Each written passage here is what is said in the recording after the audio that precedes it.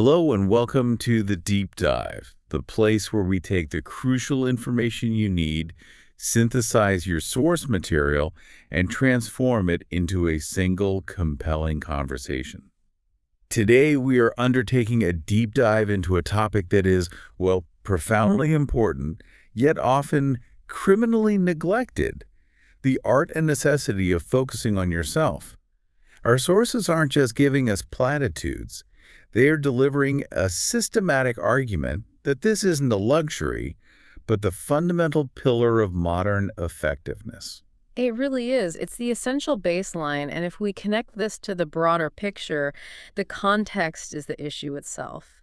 Contemporary life is characterized by what we might call perpetual obligation. Perpetual obligation. That sounds about right. Yeah.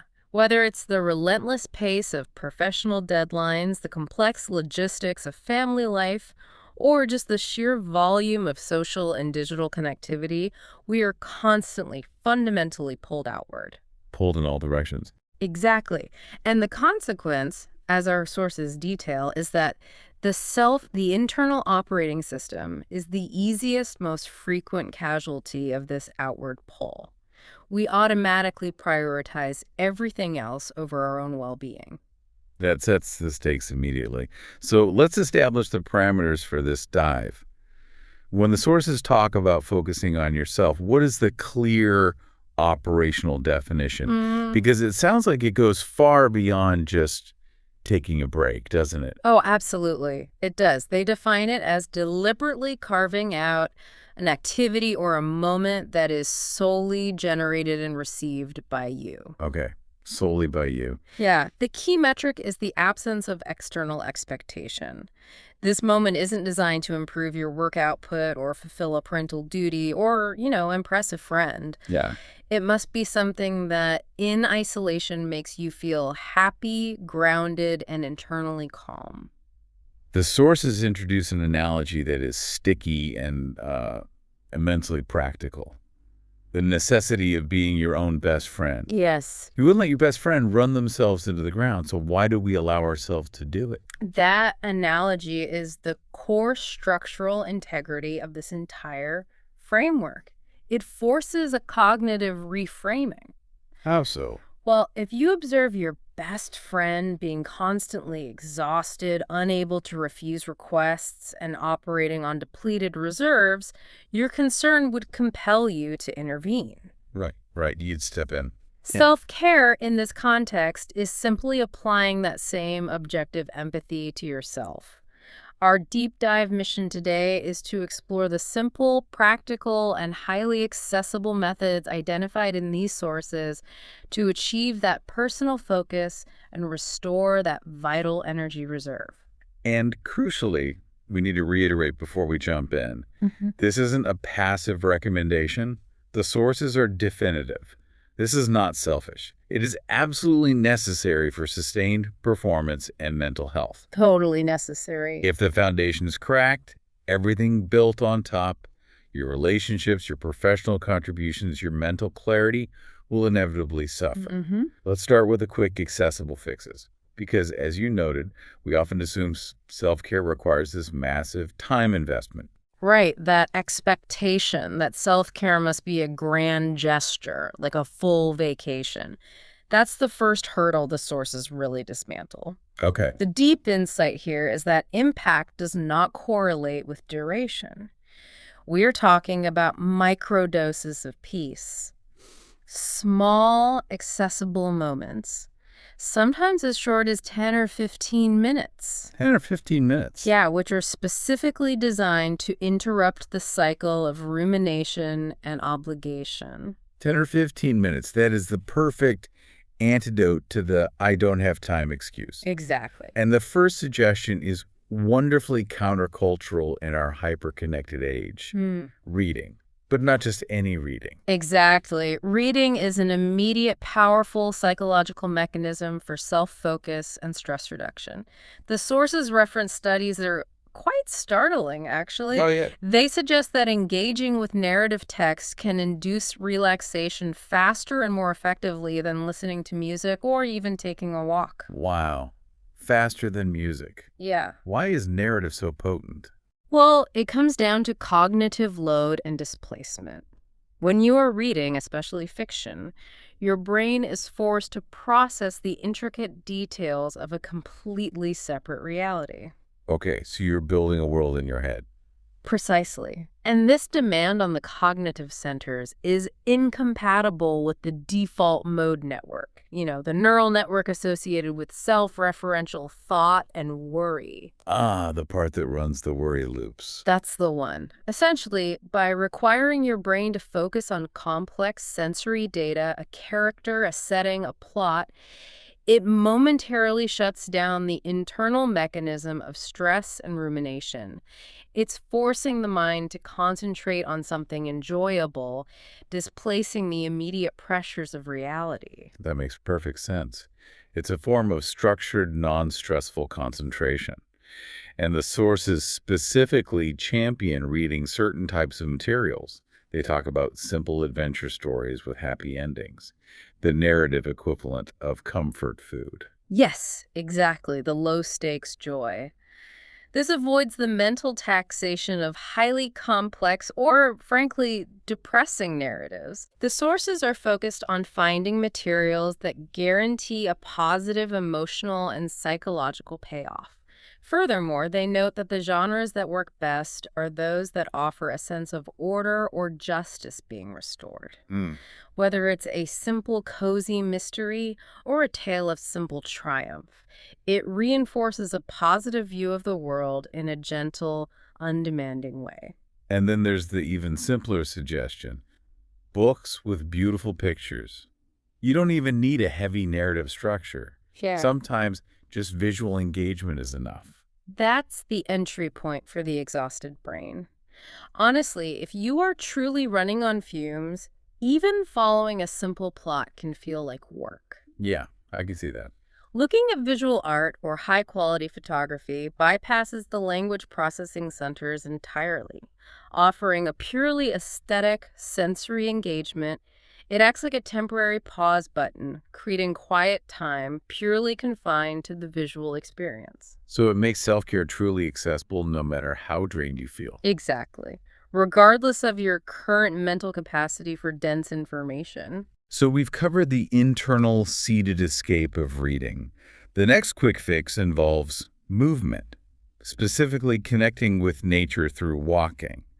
How do the sources differentiate this from just, getting steps in? The differentiation is crucial. This is reflective walking, not purely exercise walking. The focus shifts from the pace or distance to the environment. Okay. Our sources strongly emphasize the value of seeking out the natural environment, a park, a path where you can see trees and the open sky. And why does that natural environment matter so much more than walking through, say, a busy neighborhood? Is there something specific happening? It speaks to the biophilia hypothesis, our innate human tendency to seek connections with nature. Studies cited by the source material suggest that exposure to natural elements, particularly the fractal patterns found in trees, rivers, and leaves, Fractal patterns, like in math. the repeating complex patterns, they significantly lower the stress hormone cortisol. It's like a primal calming signal to the brain. When you are surrounded by green space, the bombardment of decision-making, stimuli, traffic lights, billboards, crowds, is dramatically reduced. So the environment facilitates the internal process. It provides the space to walk alone, just with your thoughts. It becomes a dedicated time for mental processing, or maybe just not processing. Precisely. Or for sensory simple immersion, as you say.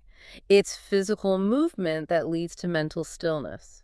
It's the time you allow your subconscious to work without the pressure of conscious input. Okay. A 15-minute walk in nature is, in effect, a low-stakes psychological reset that rebalances the nervous system through sensory input and the absence of decision fatigue.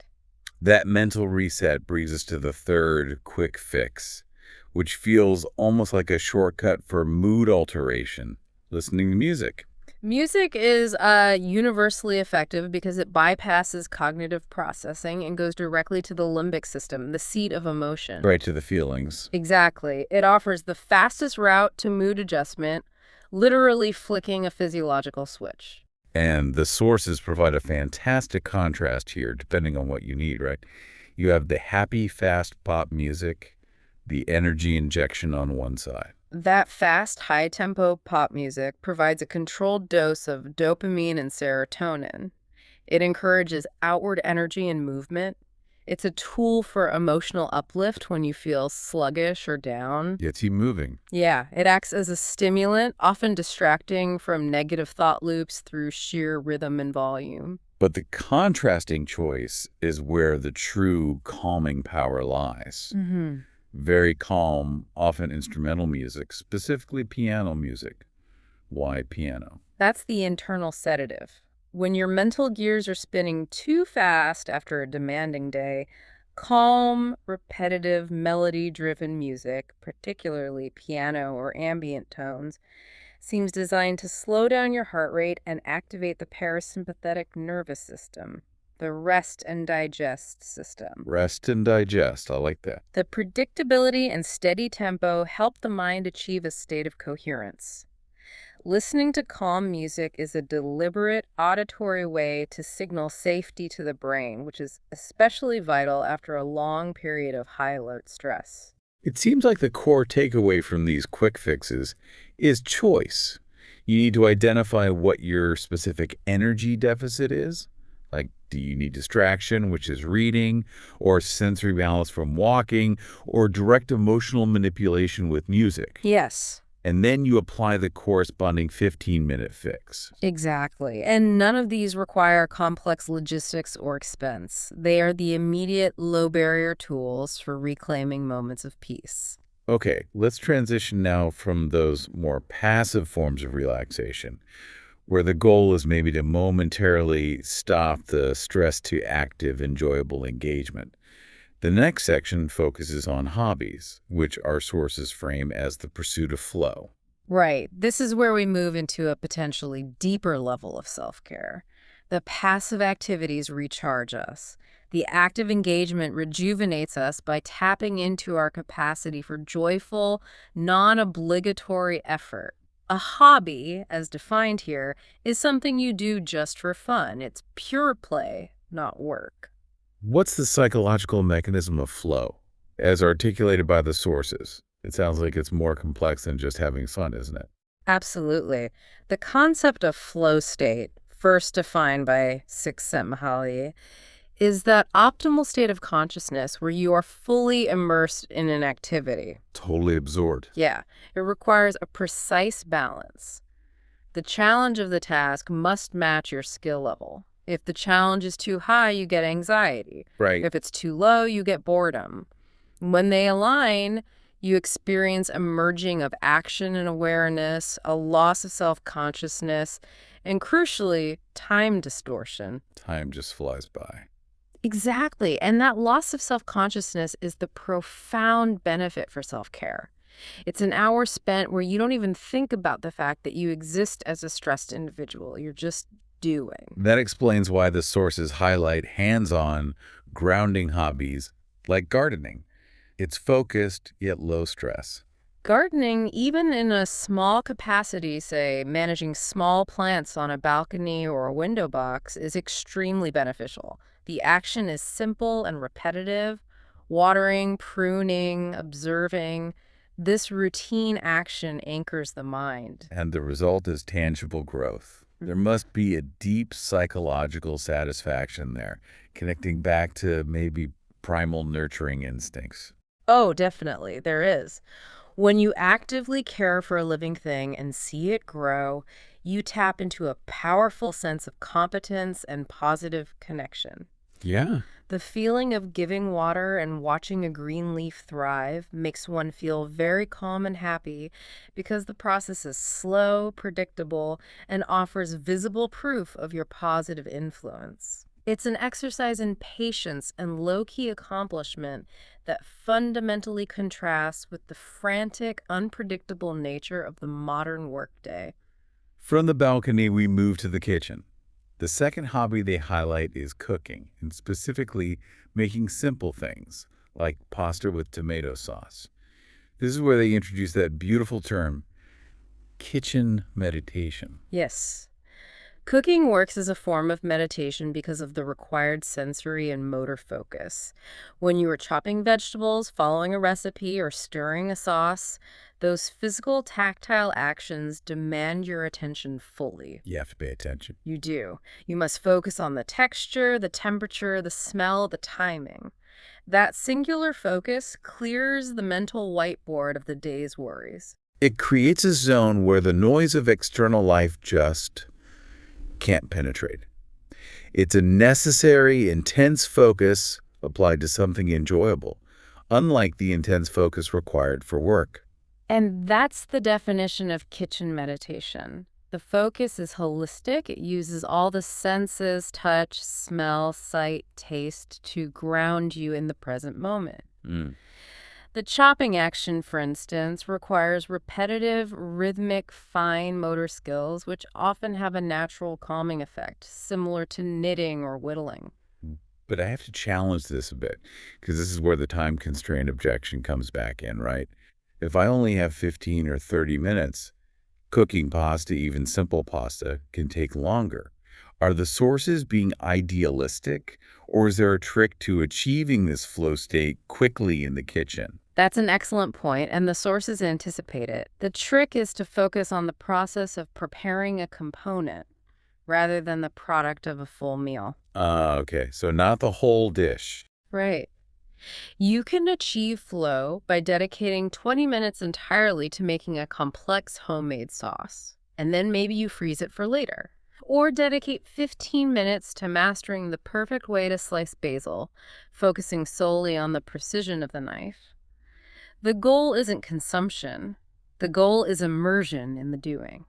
So you are optimizing for the flow experience itself, not necessarily the final culinary outcome right then and there. The primary goal of the hobby is the mental rejuvenation it provides. Precisely. And there's the added psychological benefit. At the end, you often do have a delicious result, even if it's just one component. This creates a positive feedback loop. The process was enjoyable, and the outcome is nourishment. It is the ultimate self-affirming activity. Yeah, that makes sense. The synthesis here is clear. Whether it's nurturing growth in the garden or creating nourishment in the kitchen, the critical factor is total enjoyment and immersion, allowing time to disappear. We've built up a fantastic menu of activities. But as we said before, the biggest hurdle often isn't lacking ideas. It's lacking the actual space in the schedule. That takes us into the third and perhaps most foundational section, boundaries and deep rest, the acts of gifting yourself tomorrow. Right. This is where we stop adding activities and start subtracting obligations.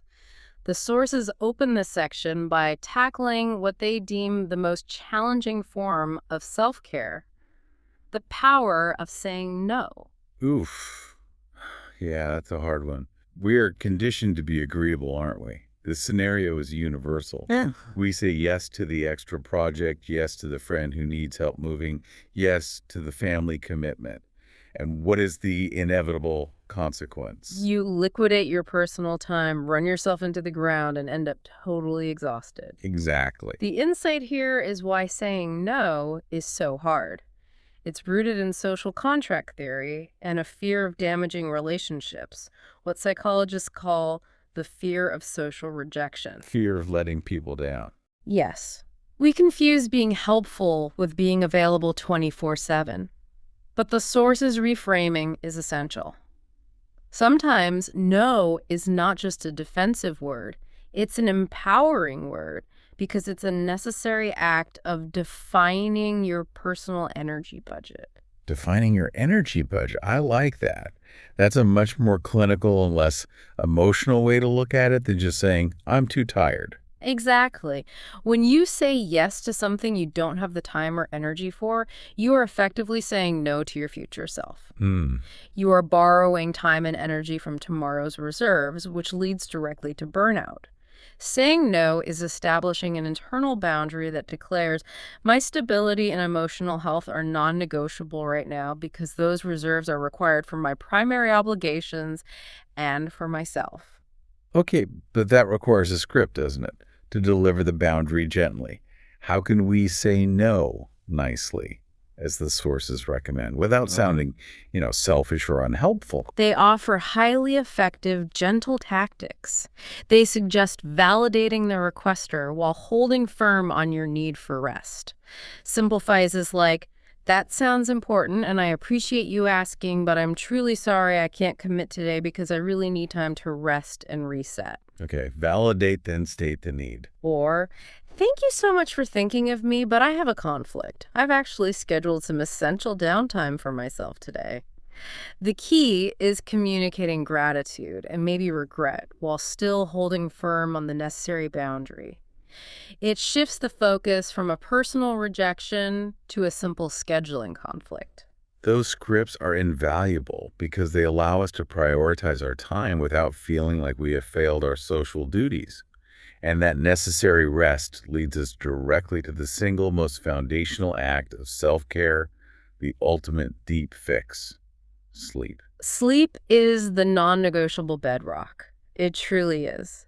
Our sources emphasize that the effects of proper sleep, and they mean 7 to 8 hours minimum for most adults, are transformative. Transformative how?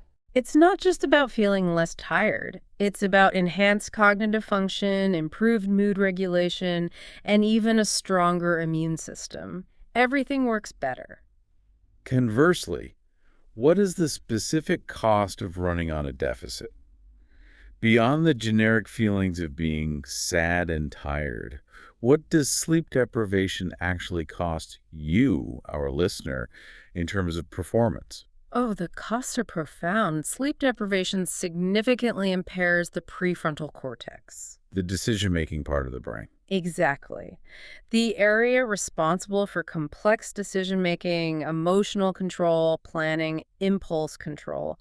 Operating on 5 or 6 hours of sleep means you are essentially functionally impaired.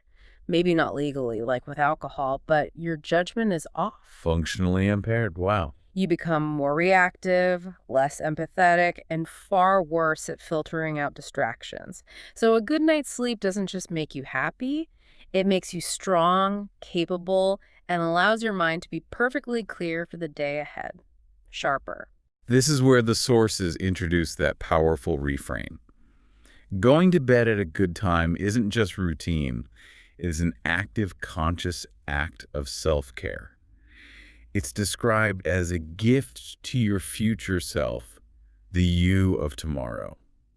This is the most effective psychological tactic for prioritizing sleep, I think. You are not sacrificing your evening entertainment or me time. You are proactively equipping the person who will wake up tomorrow morning. Investing in tomorrow you. Exactly. You are ensuring that future you has the necessary cognitive clarity and emotional resilience to handle whatever challenges the next day brings. It reframes the decision from an ending, my day is over, to a preparation, I'm getting ready for a better tomorrow. So we've established boundaries to protect our time and prioritize the foundational rest of sleep. Now for the final, most simple idea, one that is perhaps the hardest to execute in our hyper-stimulated world, just being quiet. Yes. This is the pursuit of pure, unadulterated stillness, moving beyond all the prescribed activities. No book, no music, no movement, and definitely no phone. No phone. That's key. Absolutely key. It's simply sitting in a chair, maybe looking out the window, and choosing just to be. The time commitment is almost absurdly small, 2 to 5 minutes. Why is such a tiny window of stillness so impactful? It feels like not enough time. Because it is a hard stop for the brain's constant processing loop. Our modern brain is fundamentally overwhelmed by information density. We're always taking things in. Constantly. When you sit quietly, even for just 120 seconds, you allow the highly taxed sensory organs a moment of respite. This quiet time is called a small vacation for your brain, allowing it to disengage from input and obligation. A small vacation for your brain. I like that. And what is a specific technique within those 2 to 5 minutes? How does one find stillness when the mind is constantly racing? Because mine does. The technique is focused breathing, which is the anchor. You sit, breathe in deeply through the nose, feeling the cool air, and exhale slowly through the mouth, releasing the tension. Just focus on that sensation. Okay, the breath. And while doing this, you gently guide your focus to something simple and external. A tree outside, the clouds moving, or even just the steam rising from a cup of tea beside you. The simplicity of the external focus helps keep the mind from spiraling into worry. But what if I try to sit still? My mind immediately jumps to the list of things I need to do tomorrow, or replay some awkward conversation. Yeah. Is that a failure of the technique? Am I doing it wrong? Not at all. That is merely the default mode network asserting itself. That's what brains do. The key, as the sources explain, is non-judgmental awareness. Non-judgmental awareness. Yeah. When a thought comes, you simply acknowledge it. Ah, there is the thought about the shopping list. And then gently, without frustration, redirect your focus back to the breath or the cloud. The goal isn't to stop thinking. That's pretty much impossible. It's to stop engaging with the thoughts, stop getting carried away by them. Just notice and return. Okay. And the practicality of this approach is its ultimate strength, isn't it? It's Right. completely free, requires no equipment, and is doable anywhere. Anywhere. You can achieve this moment of reset on a park bench during lunch, in your car for 2 minutes before you go inside after work, or simply while waiting for your kettle to boil. Wow. Absolutely.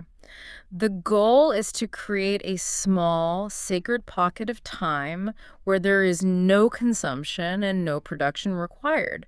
It's perhaps the highest form of self-care because it is pure being, pure rest for the mind.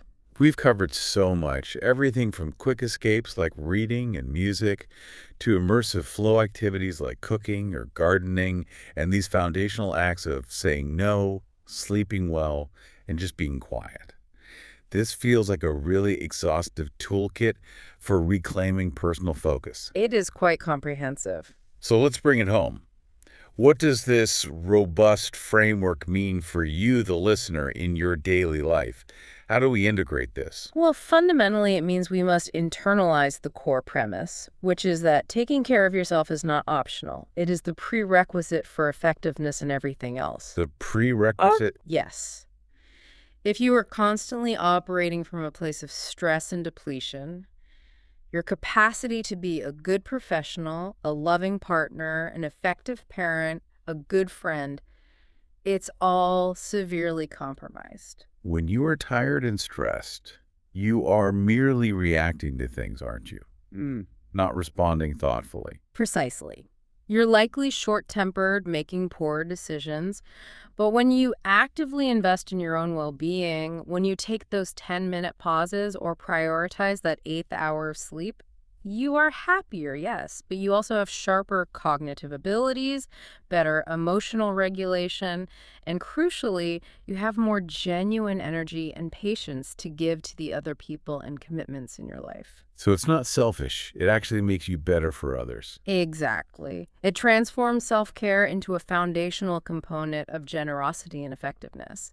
It's the ultimate win-win situation. Given the sheer breadth of this framework, the reading, the walking, the hobbies, the boundaries, the stillness, the list itself could feel like, oh, great, another thing I have to do.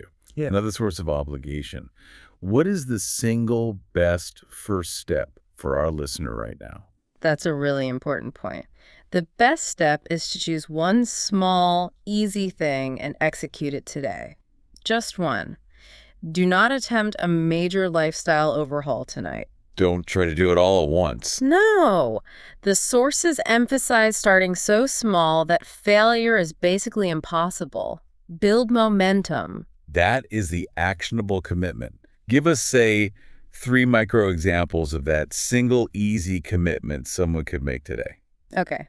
First, tonight, Choose your designated bedtime and commit to being in bed 15 minutes before that time and read exactly 2 pages of a physical book, not your phone. 2 pages. That's it. That's it. Leave the phone charging outside the room. Protect that tiny sliver of sacred time. The phone can wait until morning. That has to be the mantra, right? It really does. Okay. Okay, second. During your lunch break today or tomorrow, listen to one single piece of music, your chosen piece of calm piano music or that energetic pop track you love.